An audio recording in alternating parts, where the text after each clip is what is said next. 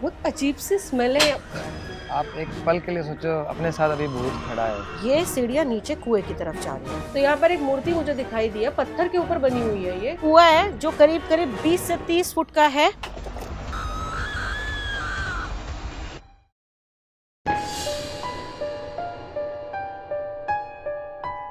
एक तरफ एक लड़की की इज्जत और दूसरी तरफ पूरा समाज। आज का टाइम सोशल मीडिया का टाइम है, जहां लोग नेम, फेम, अटेंशन पाने के लिए अपनी वैल्यूज तक बेच देते हैं। वही एक दौर था जहां लोग अपना घर, अपनी जिंदगी, अपना शहर, यहाँ तक कि अपना फ्यूचर छोड़कर चले गए सिर्फ और सिर्फ एक लड़की की इज्जत के लिए। तो मैं बात कर रही हूँ कुलधारा के उस गांव की जो आज की डेट में शापित गांव हो गया है। और सिर्फ यही गांव नहीं है, इसके आसपास के 84 और ऐसे गांव थे जो इस गांव के साथ रातों रात शहर छोड़कर चले गए थे। तो स्वागत है आपका कुलधारा के हॉन्टेड विलेज में। तो अब चल रहे हैं आगे की तरफ।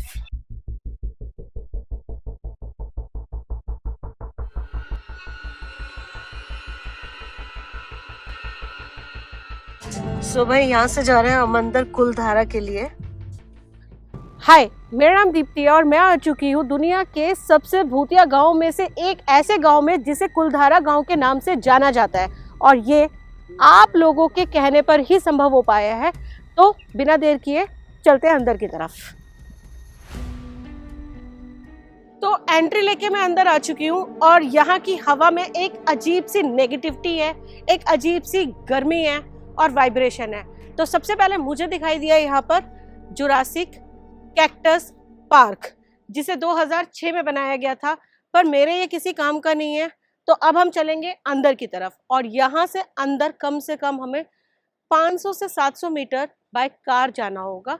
और इस पूरे के पूरे कुलधारा को आज हम करेंगे एक्सप्लोर। तो आ जाओ।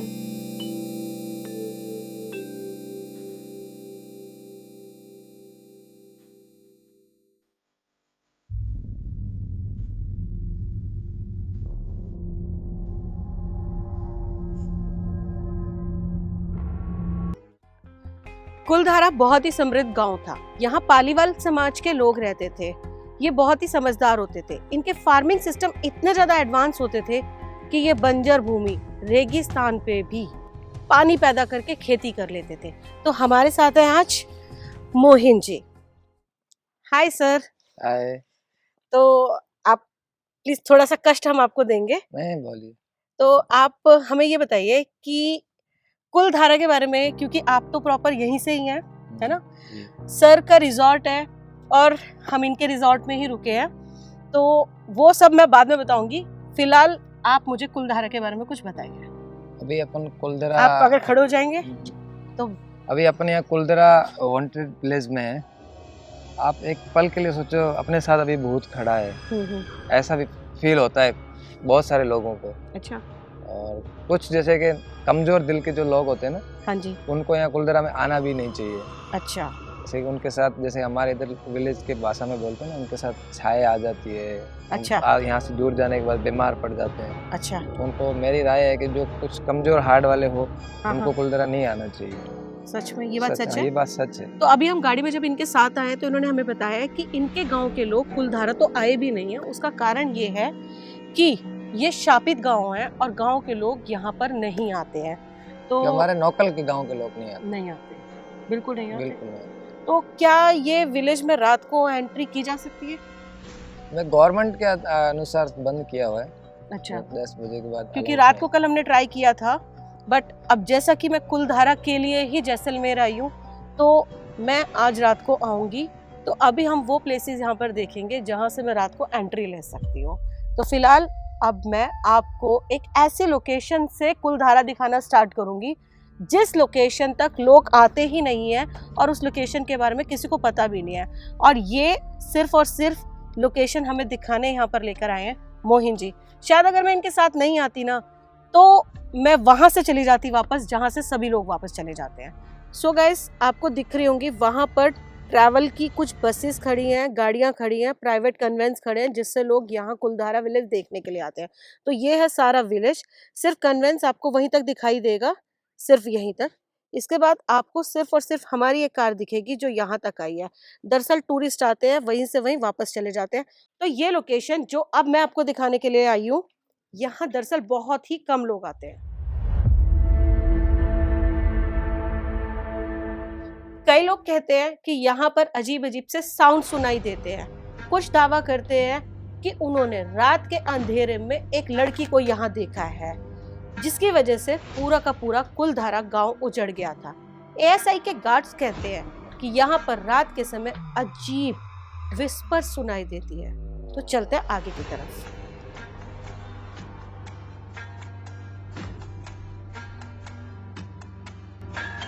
ये एक पानी का कुआं हुआ करता था, ऐसा मैंने सुना है। तो कुछ बताइए इस कुएं के बारे में। जैसे कि पहले के टाइम में 400 से 500 साल पहले है ना, तो यहाँ पे क्या है कि पाइपलाइन या ऐसा कुछ नहीं किया होता था गांव वगैरह में। तो ये पानी के लिए गांव वाले यूज करते थे इस कुएं को। अच्छा। जो वहां से औरतें पानी भर के जो 10-15 सीढ़ी आती है यहाँ तक, थक जाती थी, फिर ये बनाया हुआ है ना। अच्छा। ये रखने के लिए बनाया था। हाँ। जैसे यहाँ पे 2-3 मटके रख दिए, फिर 2 मिनट रेस्ट किया, सामने वाले ने कहीं वहां रख दिया, फिर रेस्ट किया, फिर चढ़ने के लिए था। तो ये लोग एक्चुअली में गांव वाले पानी पीने के लिए जो यूज किया जाता ना किला, वो कुआं। अच्छा। वो था ये जैसे कि बावलियां बनती थी। बावलियां। तो कुएं का आप सिस्टम देखिए, वहां से उस टाइम पे 400-500 साल पहले लोगों ने सीढ़ियां बनाई कुएं तक आने के लिए, जाने के लिए। पर मैं जो कंस्ट्रक्शन में एक चीज देख रही हूँ कि कंस्ट्रक्शन को करने के लिए सीमेंट का यूज नहीं किया गया है। नहीं, सिर्फ पत्थर को रखा गया है और 500 साल से ये पत्थर ऐसे कैसे खड़े हैं। वैसे ही बहुत अचंभे की बात है। अभी मैं आपको थोड़ा क्लोज करके दिखाऊंगी। किसी भी पत्थर के बीच में ना रेत, ना सीमेंट और ना ही कोई बदरपुर यूज किया गया है। सिर्फ पत्थरों को इस तरह से स्ट्रक्चर तैयार करके रखा गया है कि एक पत्थर का सांचा दूसरे में फंस गया, चाहे आंधी आए, तूफान आए, बारिश आए, ये पत्थर अपनी जगह से तस से मस नहीं हुए। 500 साल से ऐसे के ऐसे ही खड़े हुए। पर जरूर ये गेट बड़ा था, छोटा हो गया क्योंकि पत्थर समय के अनुसार मिट्टी दबी, पत्थर हिले। दिखा दो आपके दर्शकों को। आ जाइए, मैं दिखाती हूँ। यहाँ से मैंने उतरना शुरू किया और अब मैं आपको दिखाऊं नीचे। ये सीढ़ियाँ नीचे कुएं की तरफ जा रही है। कंस्ट्रक्शन का मेन चीज, मेजर पार्ट जो मुझे देखने को मिला है वो ये है कि सीमेंट नहीं यूज किया गया है। जो मैं फिर बता रही हूँ, पूरी कंस्ट्रक्शन में आप देखिए कहीं सीमेंट, बदरपुर, रेता नहीं है। और नीचे की दीवारें मुड़ गई हैं समय के अनुसार, तो ये दीवार बाहर की तरफ निकल गई है। तो अभी हम चल रहे हैं नीचे की तरफ। ये उभार सिर्फ दीवार में ही नहीं आया है, मैं देख रही हूँ कुछ उभार सीढ़ियों में भी आया है। मतलब गवर्नमेंट ने इस चीज को प्रोटेक्ट करने की कोशिश की है कि पत्थर गिरे ना, तो यहाँ पर थोड़ा सीमेंट का यूज किया गया है। आ जाइए नीचे। तो थोड़ा संभल के चलना पड़ रहा है। सीढ़ियां नीचे से ऊपर की तरफ हो गई है और ये दीवार का कुछ हिस्सा बाहर निकल गया है।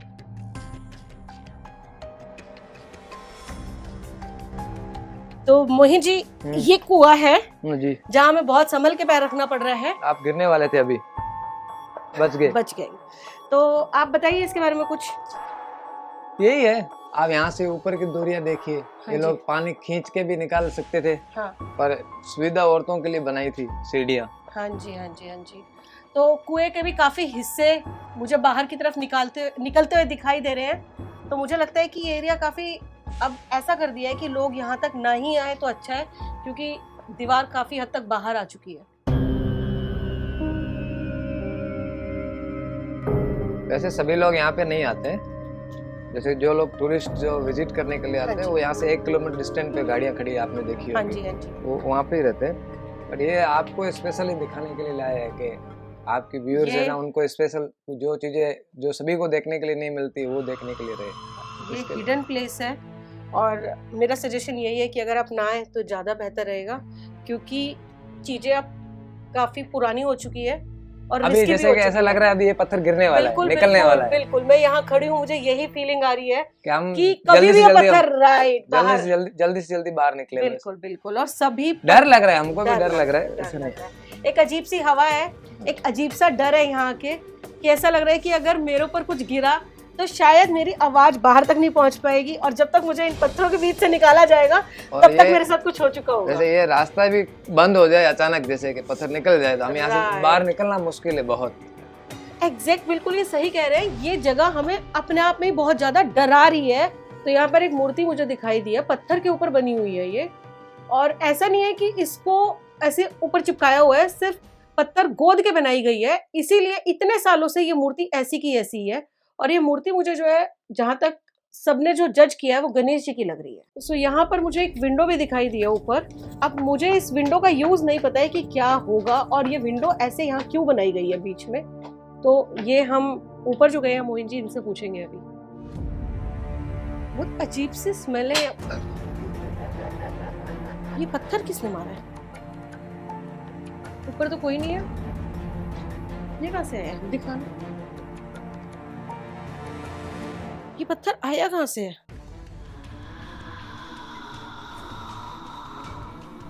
और ऐसा लग रहा है पत्थर है भी नहीं यहाँ का, एकदम साफ पत्थर है। मैं एक चीज आपको दिखाती हूँ, देखो ऐसा लगा ऊपर से पत्थर आया है और नीचे के सारे पत्थर बहुत गंदे और ये पत्थर बहुत साफ है।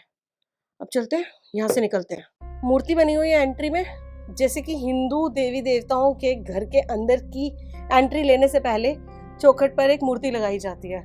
पर ये इतनी पुरानी हो चुकी है कि अब समझ पाना मेरे लिए मुश्किल हो रहा है कि ये किस चीज़ की मूर्ति है। अगर आपको पता है तो कमेंट में ज़रूर बताना। और यहाँ पर एक विंडो भी बनी हुई है।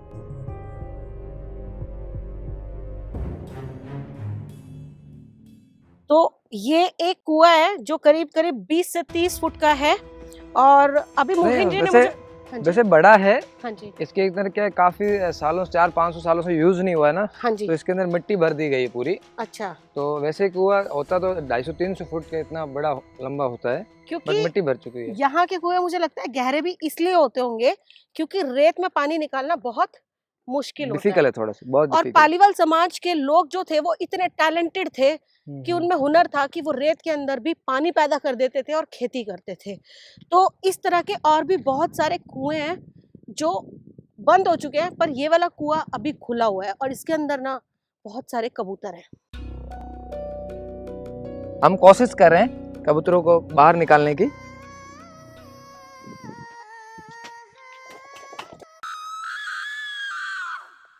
अभी हम एक ऐसी जगह जा रहे हैं जहां सबसे ज्यादा पैरानॉर्मल एक्टिविटी होती है, और ये जगह के बारे में भी मुझे मोहिन सर ने ही बताया है। तो हम कोशिश कर रहे हैं ढूंढने की, कुछ जगह है, कुछ मिल जाए, और जो ऐसा मिले जो और किसी को अभी तक देखने को ना मिला है। हम ढूंढ रहे हैं, उस चीज के प्रक्रिया में लगे हुए हैं। मैं यहाँ पर वो जगह भी देखने के लिए आई हूँ जहाँ से मैं रात को अंदर आ सकूंगी, क्योंकि मेन गेट से अंदर आना बहुत मुश्किल है। जगह सुनसान है पर खामोश नहीं है। हर टूटी हुई दीवार और भटकती हुई हवा ऐसा लगता है जैसे कोई मैसेज देना चाहती हो। तो गाइस, ये वो लोकेशन है जहां कोई आएगा ही नहीं, क्योंकि ये बिल्कुल अंत में है और हम चल रहे हैं अब अंदर की तरफ। टूटी हुई दीवारें, टूटे हुए घर और अजीब सी खामोशी देखने के लिए। कुलधारा के घर साइंटिफिक वेंटिलेशन पर बने थे। रेत और हवा के डायरेक्शन को देखकर घर ऐसे बनाए गए थे कि अंदर नेचुरल एसी की तरह ठंडक रहती थी। हर गली और घर ऐसे एंगल पर बनाए गए थे कि धूप सीधे अंदर नहीं आती थी, इसलिए गर्मी कम पड़ती थी। ये पुराने जमाने की एक रेयर इंजीनियरिंग है। आर्कियोलॉजिकल सर्वे ने यहाँ रात में मूवमेंट और ट्रैकिंग सेटअप लगाया है। यह रात में घूमना ऑफिशियली बैंड है, नेचर प्लस वाइल्ड लाइफ के कारण भी। बहुत सारे लोग इस फैक्ट को कम जानते हैं कि मंदिर की आर्किटेक्चर अब भी सबसे मजबूत स्ट्रक्चर है। भूकंप तक में इसे लीस्ट डैमेज हुआ है। यहाँ तक कि जियोलॉजिस्ट ने पता लगाया कि पूरे गांव के नीचे पानी लाने के लिए अंडरग्राउंड कैनल्स थी। कई जगह ये आज भी इंटैक्ट मिलती हैं। इतना पुराना गांव है लेकिन एक्सकवेशन में किसी इंसान की स्केलेटन या एशिश तक नहीं मिली। ये बात आज भी आर्कियोलॉजिस्ट के लिए मिस्ट्री है। अभी तक मैंने इतने सारे घर देख लिए और इन घरों के अंदर जो मुझे एक कॉमन चीज दिखाई दी है कि कहीं भी सीमेंट, बदरपुर और रेत का यूज नहीं किया गया। भरी गर्मी के अंदर मैंने कुलधारा के गांव का विजिट डे टाइम में कर लिया है। यहाँ मैं रात को भी आऊंगी। तो हर कहानी का एक खलनायक होता है, तो कुलधारा का खलनायक था सालम सिंह, जो बेहद ही शक्तिशाली, क्रूर और लालची आदमी था। कुछ लोग उसे सलीम सिंह भी कहते हैं। तो वो बेसिकली यहाँ पर आया था कर वसूल करने के लिए। तो गांव के प्रधान की बेटी, जो बहुत सुंदर और सुशील थी, वो गांव के मंदिर में पूजा कर रही थी। तो सालम सिंह की नजर उनकी बेटी पर पड़ी। तो उसने प्रधान को धमकी दी कि अगर कल सुबह तक तुम्हारी बेटी मुझे नहीं मिली तो मैं इस पूरे गांव को जलाकर राख कर दूंगा। सब डर तो चुके ही थे। रात के समय में गुप्त बैठक की गई और उस गुप्त बैठक में यह निकला कि आसपास के 84 गांव को खाली कर दिया गया, वो भी एक ही रात में। तो जान जाए पर इज्जत ना जाए। और ये बहुत बड़ी बात है कि पूरा का पूरा गांव, जिसे हम कुलधारा के नाम से जानते हैं, इसे मिलाकर 84 और ऐसे गांव थे जो एक ही रात में खाली हो गए। सो गाइस, हमने नाइट में कुलधारा विजिट किया था। पहले दिन पुलिस ने हमें पकड़ लिया, जिसकी वजह से काफ़ी प्रॉब्लम हो गई। हमें पुलिस चौकी भी जाना पड़ा, बट वीडियो तो पूरा करना था। तो नेक्स्ट डे कैसे भी करके ना हम कुलधारा पहुंच गए, क्योंकि हम पहले दिन एक ऐसा रास्ता देख चुके थे जहां कैमरास नहीं लगे थे। तो फिलहाल वो वीडियो भी आपको जल्दी देखने को मिलेगा। तो आई होप आपने दिन वाले पार्ट को एंजॉय किया होगा। अगर वीडियो पसंद आई है तो वीडियो को लाइक करना, चैनल पर तो सब्सक्राइब करना, कमेंट करके बताना कि आप में से कौन कौन कुलधारा गया है और कौन जाना चाहेगा।